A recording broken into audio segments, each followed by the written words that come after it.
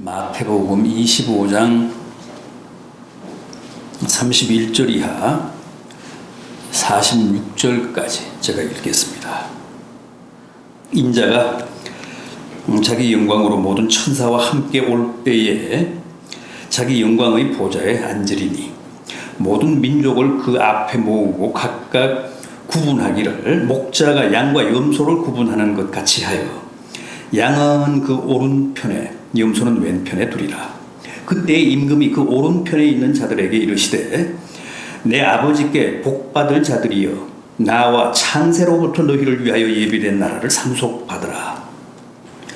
내가 죽일 때에 너희가 먹을 것을 주었고 목마를 때에 마시게 하였고 나그네 되었을 때에 영접하였고 헐벗었을 때에 옷을 입혔고 병들었을 때에 돌아보았고 옥에 갇혔을 때에 와서 보았느니라.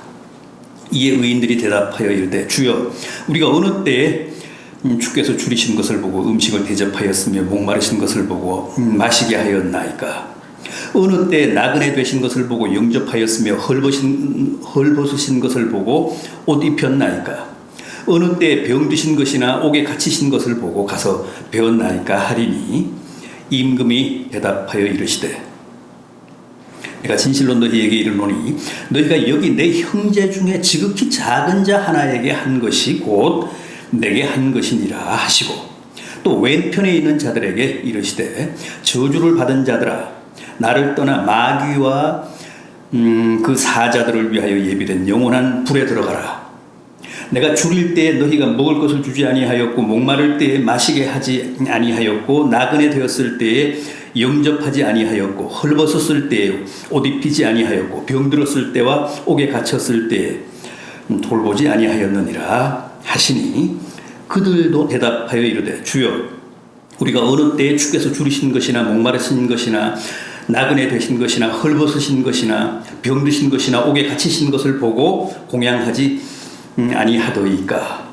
이에 임금이 대답하여 이르시되 내가 진실로 너희에게 이르노니 이 지극히 작은 자 하나에게 하지 아니한 것이 곧 내게 하지 아니한 것이니라 하시리니 그들은 영벌에 의인들은 영생에 들어가리라 하시니라. 아멘.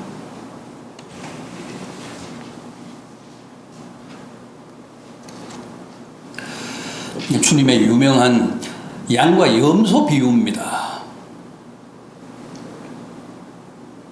엄밀하게 말씀드리면 오늘 이 본문은 비유라기보다 마지막 심판에 대한 예언입니다. 이 세상 마지막에 있을 최후 심판을 주님이 당시 팔레스틴의 양치기 방식을 빌어서 미리 예언하신 겁니다. 장차 심판이 이렇게 이루어진다는 거예요.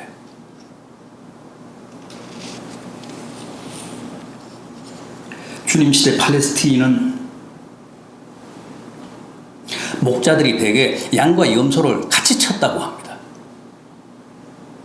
방목할 때 같이 풀어서 같이 풀을 뜯게 했다는 겁니다.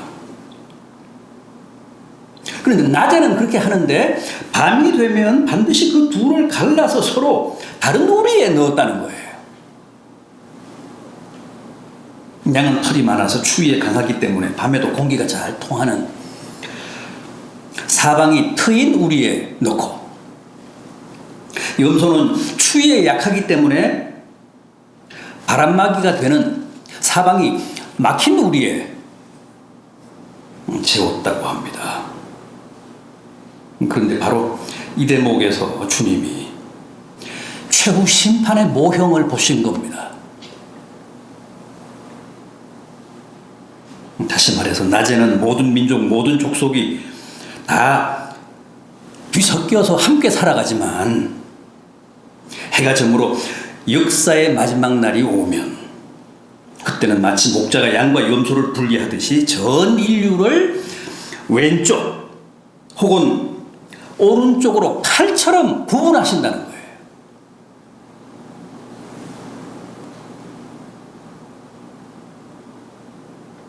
기가 막힌 비유입니다. 양과 염소는 우선 털 색깔부터 흰색과 검은색으로 완벽하게 대비가 되잖아요. 대조를 이루지 않습니까? 흰색은 의로움, 순결, 속죄, 구원을 상징하지만 검은색은 죄악, 하나님의 진노, 저주를 상징하지 않습니까? 그렇습니다. 여러분, 마지막 때는 이 세상 모든 민족과 개인이 다 심판주 앞에서 양과 염소처럼 철저하게 오른편과 왼편으로 구분됩니다. 양은 오른편으로, 염소는 왼편으로.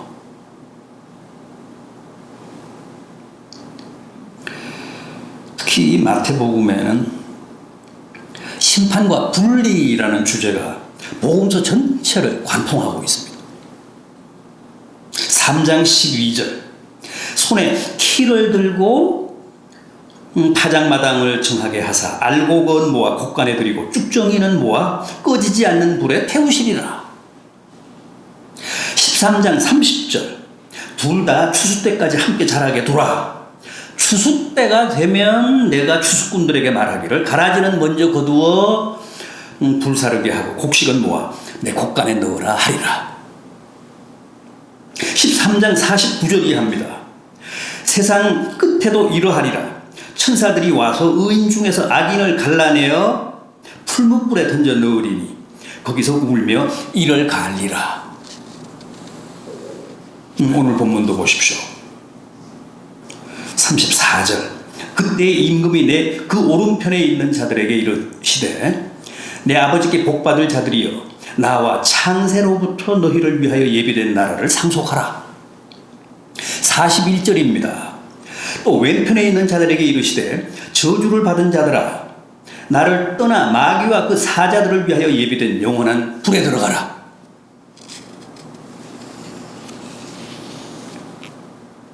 이처럼 역사의 마지막 날에도 공의롭고도 준엄한 하나님의 심판이 내려지면서 마치 양과 염소가 목자의 오른편과 왼편으로 구분되듯이 알곡은 곡간으로, 쭉정이는 영원히 꺼지지 않는 불에 들어가게 된다는 게 이 마태복음의 일관된 가르침입니다.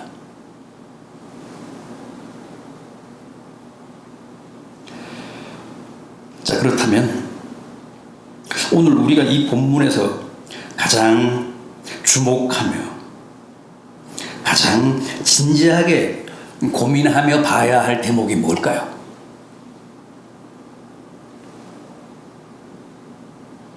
여러분들은 그게 뭐라고 생각하십니까? 오늘 본문에서 가장 중요한 대목, 우리가 절대 놓쳐서는 안 될 대목 뭡니까? 대체 심판주가 의인들과 악인들을 구분하고 알곡과 죽정이를 분류해서 양쪽으로 가르는 그 기준, 그 잣대가 뭐냐 하는 겁니다.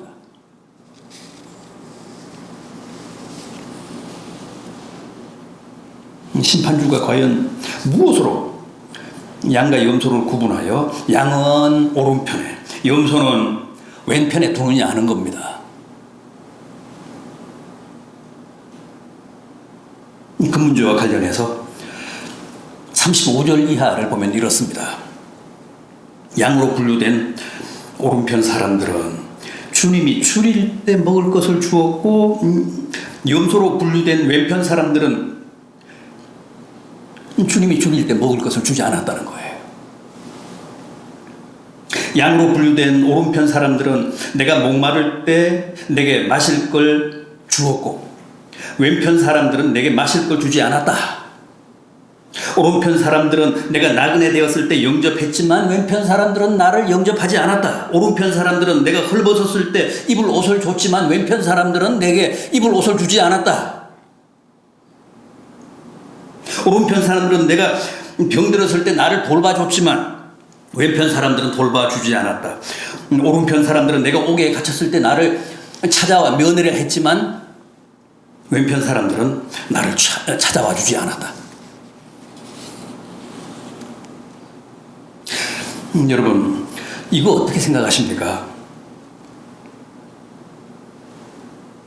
양과 염소를 가르는 기준이 다 자선이고 봉사고 구제고 선행 아닙니까? 양과 염소, 알곡과 죽정이, 의인과 악인, 천국과 지옥을 구분짓는 척도가 다 윤리고 도덕입니다. 그렇다면 이건 유교잖아요. 이건 기독교가 아니지 않습니까? 율법주의인 유대교잖아요.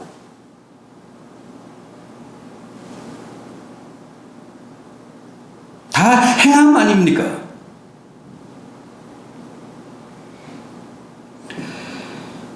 그렇다면 정말 오늘 본문의 진정한 메시지가 그런 겁니까? 자선하고 구제하고 선행하면 양이 되고 의인이 되고 알곡이 되어 천국을 가지만 그렇지 않으면 염소가 되어 다 지옥 간다는 그런 메시지입니까?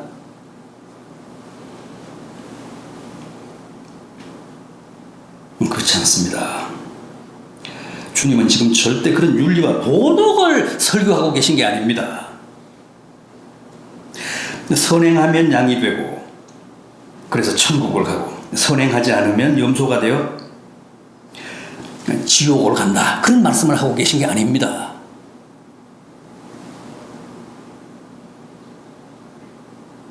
만약 오늘 본문을 여러분들이 그렇게 받아들이고 그렇게 이해를 하시고 그렇게 해석을 하신다면 그건 오해입니다.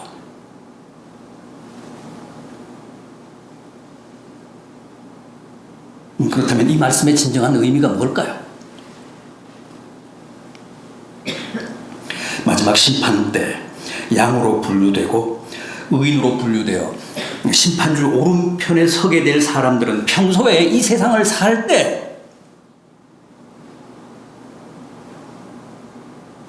심판주 오른편 사람들처럼 주림 사람들에게 먹을 것을 주고 목마른 사람들에게 마실 물을 주고 헐벗은 사람에게 입을 옷을 주고 나그네 된 사람을 영접하고 병든 사람들을 찾아봐 주고 옥에 갇힌 사람들을 찾아가서 면회해 주고 그렇게 산다는 거예요. 그렇게 착하게 산다는 거예요. 최후의 심판 때 심판주 오른편에 설 양들은 평소에 그렇게 산다는 거예요. 그러나 마지막 심판 때 염소로 악인으로 분류되어 심판주 왼편에 서게 될 사람들은 이 세상을 살 때 그런 선행이나 자선이나 구제 없이 비정하게 악랄하게 이기적으로 날마다 죄를 밥 먹듯 하며 산다는 거예요.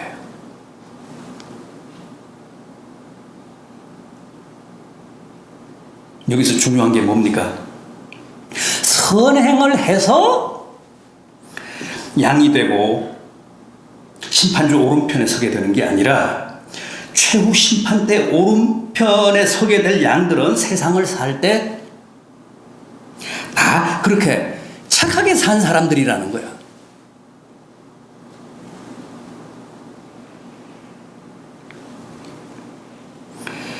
여러분, 선행을 하고 자선을 하고 구제를 해서 양이 되고 의인이 되고 심판주 오른편에 서게 되는 게 아닙니다. 선행을 하지 않고 자선을 하지 않고 구제를 하지 않으면 염소로 분류되고 악인이 되어 심판주 왼편에 서게 되는 게 아닙니다. 염소와 양은 이미 태어날 때부터 하얀 양으로 새카만 염소로 태어나잖아요.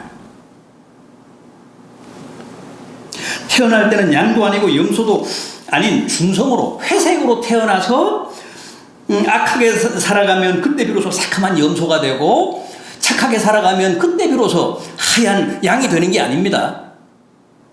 양과 염소는 이미 태생적으로 양과 염소로 태어납니다.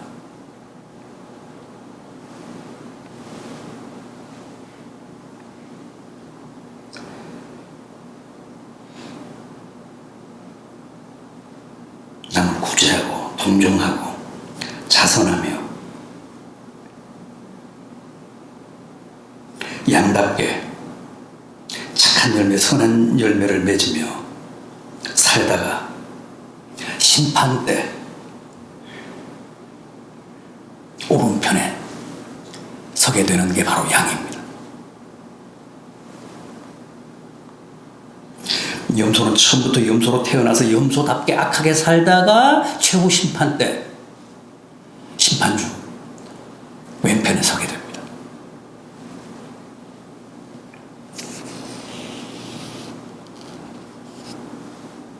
처음부터 양은 양으로 염소는 염소로 태어나듯이 처음부터 알곡으로 태어나고 혹은 가라지로 태어나듯이 택함받은 하나님의 백성 의인들도 처음부터 아예 하나님의 백성으로 태어납니다. 하나님의 자녀들로 태어납니다. 창세전에 이미 하나님이 우리를 양으로 알곡으로 의인으로 예정하시고 선택하셨기 때문에 우리는 다 태생적으로 운명적으로 하나님의 절대 주권에 의해 하나님의 자녀들의 신분을 가지고 이 세상에 태어납니다. 따라서 양이 양 본래의 기질과 정서대로 착하게 살듯이 하나님의 자녀들도 그 신분과 정체성에 걸맞게 선행하며 구제하며 자선하며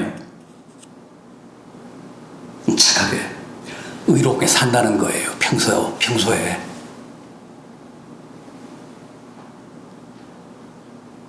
그렇게 살아서 의인이 된 게 아니라 의인으로 태어나기 때문에 그렇게 착하게 산다는 거야. 염소들은 처음부터 악하게 태어나기 때문에 그렇게 악하게 산다는 거예요.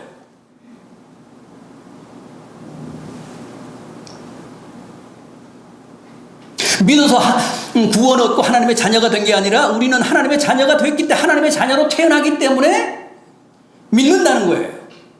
믿으며 산다는 거예요. 우리가 믿어서 하나님의 자녀 된 거 아닙니다. 믿어서 구원받은 거 아닙니다. 우리는 구원받았고 하나님의 자녀로 이미 태어났기 때문에 이 세상을 살며 하나님을 아버지로 믿는 거예요. 그 원리와 꼭 같습니다. 우리는 처음 태어날 때부터 이미 양으로 태어나기 때문에 양답게 사는 거야.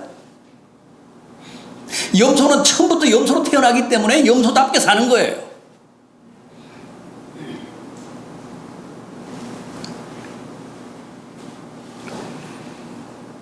그래서 우리는 남이 줄일 때 먹을 것을 주고 목마를 때 마실 것을 주고 나그네 되었을 때 영접하고 헐벗었을 때 옷을 입혀줍니다. 그렇게 의인으로 살아갑니다. 양으로 살아갑니다.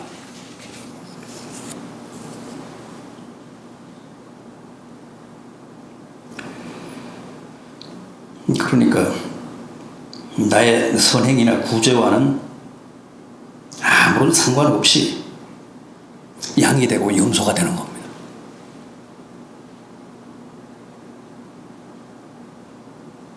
자선을 하고 안 하고는 관계가 없습니다. 기부를 하고 안 하고는 내가 양이 되거나 혹은 염소가 되는데 아무런 영향을 미치지 못합니다.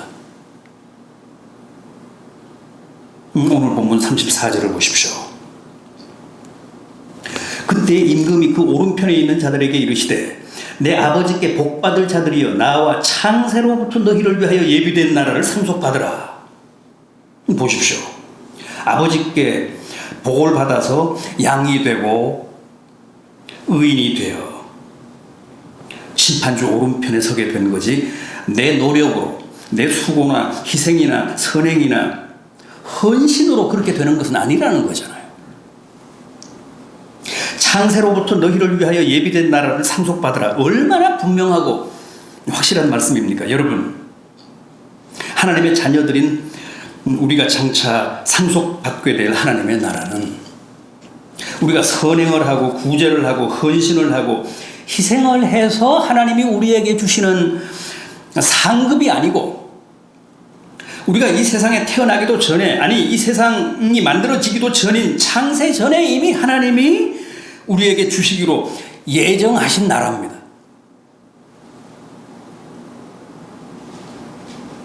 오른쪽에 있는 의인들이여, 창세 전에 이미 내가 너희를 위하여 예비한 천국을 이제 상속받으라. 상속이란 아버지가 자식에게 거저 물려주는 재산이지 착하다고 주는 상급이 아니잖아요. 종에게는 상속이 없습니다. 종은 아무리 착해도 칭찬은 듣고 상은 받을 수 있어도 상속은 없습니다. 그러나 아들은 아무리 못나게 굴어도 야단을 맞고 징계를 당할 수는 있어도 상속을 못 받는 법은 없습니다. 자, 그럼 이제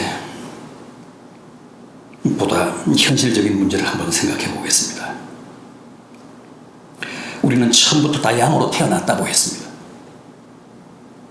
자선하고 구제하고 선행해서 의인이 된 게 아니고 그것과는 아무런 상관없이 창세 전에 이미 하나님의 선택을 입어서 은혜로 하나님의 자녀가 되고 의인이 되어 양의 신분을 가지고 이 세상에 태어났다고 했습니다. 그런데 오늘 본문은 양은 이 세상을 살 때 자선하고 구제하고 선행하며 산다고 했죠. 어떻습니까? 제가 여기서 드리는 질문은 그게 사실이냐 하는 거예요.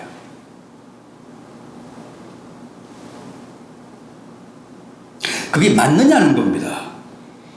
현실적으로 정말 그러냐? 지금 우리의 삶이 양들은 선하게 착하게 산다고 하신 주님의 말씀에 부합하냐?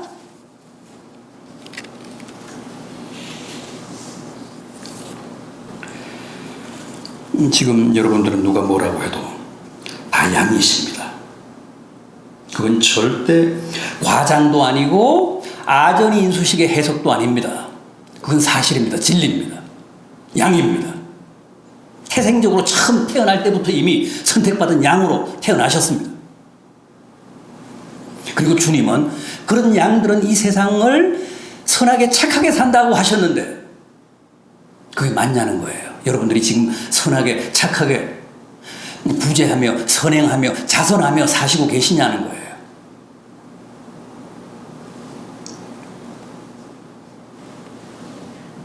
이게 문제 아닙니까? 새카만 염소들답게 악하게 살듯이 양이면 양들답게 깨끗하게 선하게 남을 위하고 도우며 살아야 하는데 미안하지만 현실은 그렇지 못하다는 거 아닙니까? 우리가 지금 그렇게 살고 있지 못하다는 거 아니에요?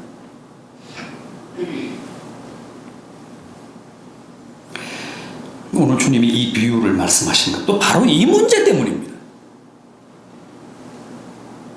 바로 이런 현실, 이런 모순을 지적하고 비판하시기 위해서였습니다.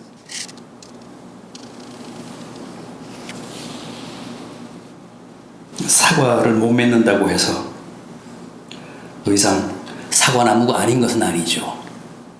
열매와는 상관없이 일단 사과나무는 사과나무입니다. 열매를 못 맺어도.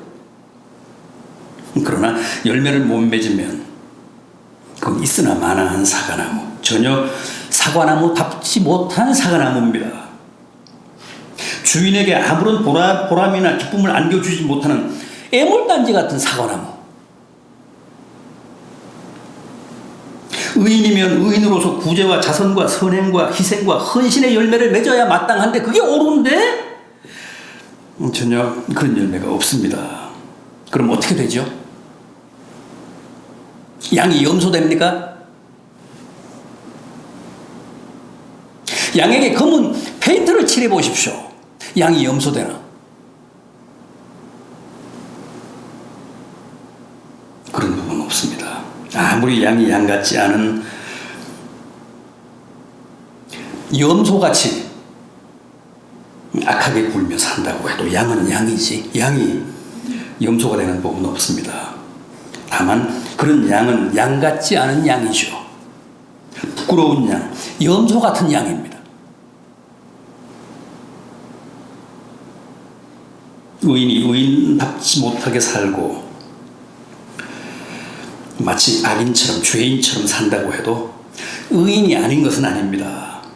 악인 같은 의인이죠. 악랄한 의인, 나쁜 의인, 고약한 의인, 부끄러운 의인,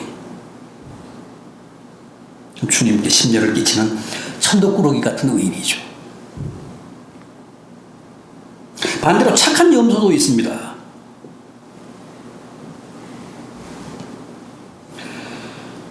분명히 염소인데 양처럼 삽니다. 주변에 그런 사람들이 있잖아요. 주님을 믿지도 않고 오히려 우상을 숭배하며 사는데도 분명히 이방인인데도 남을 돕고 자선하며 오히려 택함받은 하나님의 백성들보다 더 착하게 더 신실하게 삽니다. 실제 그런 사람들 없지 않습니다. 그러나 그런 사람도 착한 염소일 뿐이지, 양 같은 염소일 뿐이지 절대 착하다고 염소가 양 되는 법은 없습니다.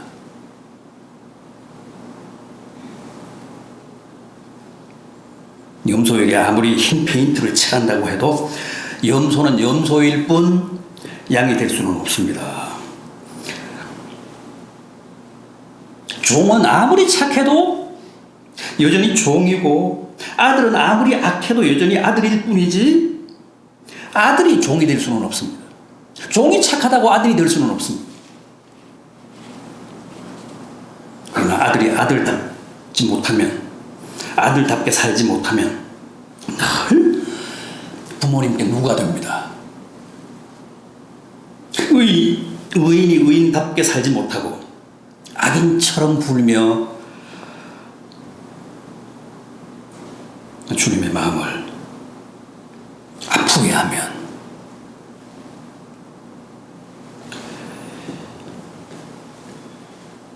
어떻게 되겠습니까?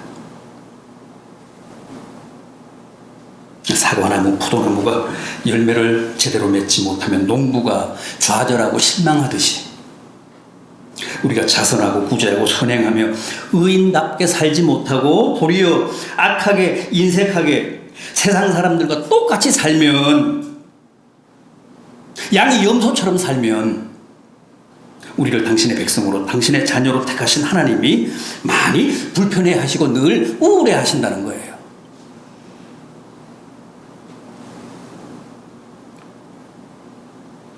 그래서 택함을 입은 하나님의 자녀들은 반드시 의인답게 자선하며 구제하며 선행하며 살아야 맞다는 거예요. 이 세상을 살 때.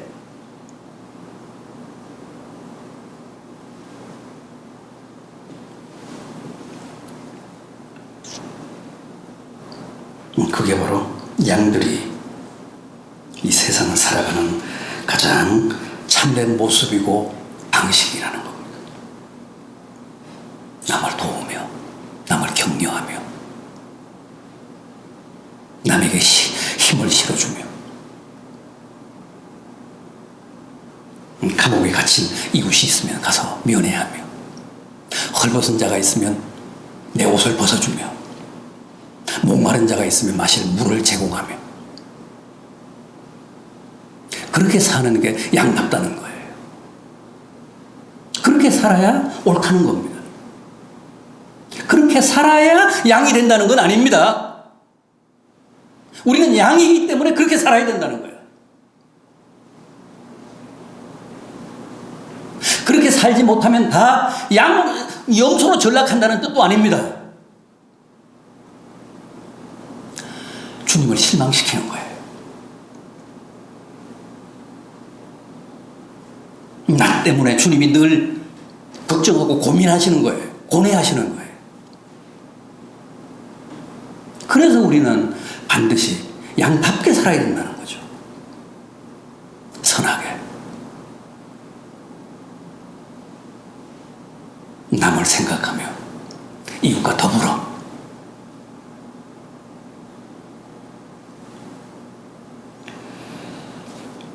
오늘 주님의 이 양과 염소의 비유가 올해도 벌써 11월 둘째 주일을 맞은 우리 모두에게 큰 깨달음이 되고 또 소중한 결단의 메시지가 되기를 진심으로 기원합니다.